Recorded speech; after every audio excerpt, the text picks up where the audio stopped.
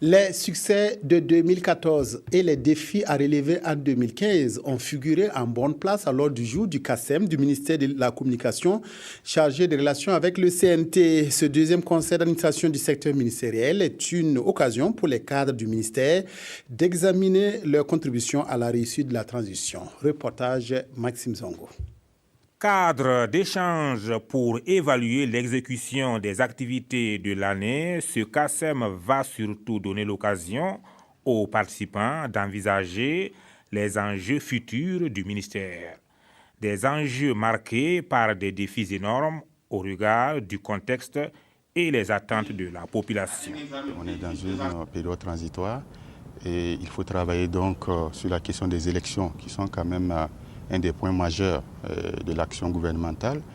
Il faut travailler aussi sur la coordination de l'information gouvernementale pour communiquer et faire comprendre et savoir à la population ce qui est en train de faire au sein du gouvernement et pour que tout se passe bien. Au-delà de cela aussi, évidemment, il faut travailler avec le Parlement. Vous savez, donc, il y a énormément de réformes qui vont être entreprises. Il faut donc arriver donc, à organiser donc, cette structure pour qu'elle puisse évidemment être au rendez-vous et faire correctement son travail avec les réformes qui seront élaborées et mises en œuvre.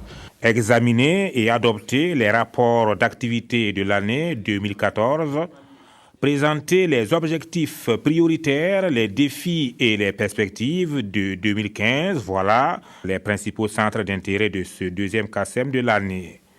Élections présidentielles, législatives et municipales, mais aussi communication gouvernementale, télévision numérique terrestre TNT, consolidation de la déconcentration des médias, autant de défis donc qui seront largement discutés par les cadres du ministère. Objectif, baliser le terrain pour une mise en œuvre efficace et efficiente de la politique sectorielle du ministère en 2015.